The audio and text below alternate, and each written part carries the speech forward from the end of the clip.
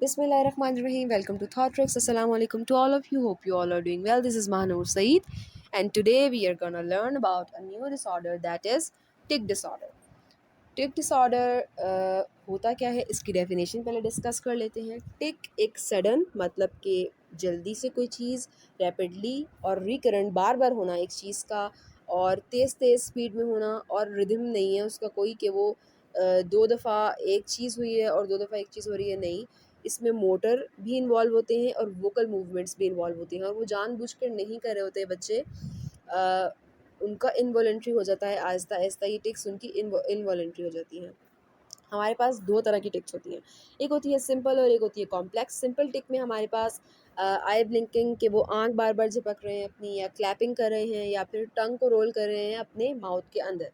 Complex टिक में हमारे पास ऐसी चीज़ को बार बार टच कर रहे हैं, कोई भी चीज़ है उसको बार बार जाके देख रहे हैं, बार बार फ्रिज का दरवाज़ा खोल रहे हैं, बार बार बार बार रिकरेंट और रैपिडली कोई चीज़ की वो ख़राब हो जाए, या फिर दीवार पे बार बार बार बार जो है वो अपने हाथ को मार रहे हैं, ये भी कॉम्प्लेक्स मोटर टिक में आता है। डायग्नोस्टिक क्राइटेरिया हमारे पास, इसमें हमारे पास तीन कैटेगरीज हैं जिसमें हम कैटेगराइज करेंगे और डिस्कस करेंगे कि ये तीनों एक दूसरे से कैसे डिफरेंट हैं। Number one is Tourette disorder.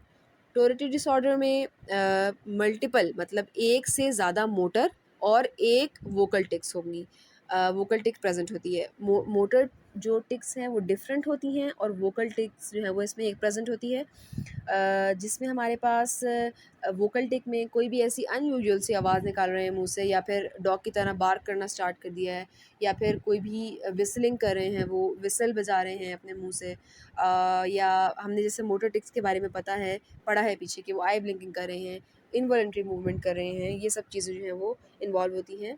Persistent for 1 year. अब एक बच्चे को 1 साल हो गया है उस टिक डिसऑर्डर में, तो हम उसको तब जो है वो डायग्नोसिस देंगे। और ऑनसेट मतलब कि कब ये स्टार्ट होगा, तो हम इसको इस कैटेगरी में फॉल करेंगे कि वो 18 ईयर से पहले, उसकी एज जो है वो 18 से ऊपर है तो वो इसमें फॉल नहीं कर रहा होगा।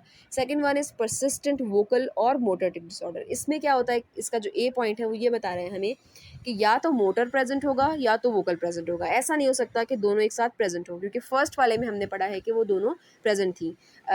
उसका भी यही है कि 1 साल तक प्रेजेंट हो, और ऑनसेट कब हो, 18 ईयर से before. Third one is provisional tick disorder. इसमें हमारे पास सिंगल की बात आ जाती है।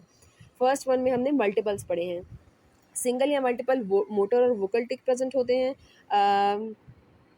ऑनसेट जो है वो 18 ईयर्स से पहले, एज जो है वो उस बच्चे की 18 से बिलो होगी, तो हम उसको इस कैटेगरी में फॉल करें, वो इस कैटेगरी में फॉल करेगा। और ये 1 साल तक एक इसका टाइम पीरियड है कि वो टिक्स जो हैं वो 1 ईयर के लिए प्रेजेंट होंगी। कॉजेज एंड ट्रीटमेंट की तरफ मूव करते हैं। कॉजेज़ क्या होती हैं, ब्रेन में कोई ब्रेन का एक पार्ट होता है बेसल गैंग्लिया, जो कंट्रोल करता है हमारी वॉलंटरी मूवमेंट्स को। अगर वो प्रॉपरली फंक्शन नहीं कर रहा, उसमें डिसफंक्शनिंग हो गई है, तो बेसल गैंग्लिया की डिसफंक्शनिंग की वजह से, क्योंकि वो कंट्रोल नहीं कर पा रहा, तो वो अनयूजुअल वॉलंटरी एक्शन जो है वो इनवॉलंटरी हो जाते हैं, वो उस चाइल्ड के कंट्रोल से बाहर हो जाते हैं। या फिर ब्रेन का जो कंट्रोल मूवमेंट के पार्ट्स हैं उनमें जो है वो म्यूटेशन आ गई हैं, चेंजेस आ गई हैं। ट्रीटमेंट में हमारे पास मेडिटेशन है, और ट्रीटमेंट एज ऑब्वियस है कि बिहेवियर में इश्यूज़ हैं ये सारे, तो बिहेवियरल थेरेपी ही होगी जो ट्रीटमेंट में यूज़ की जा सकती है इन बच्चों के ऊपर। Thank you so much, this is all for today. अल्लाह हाफ़िज़।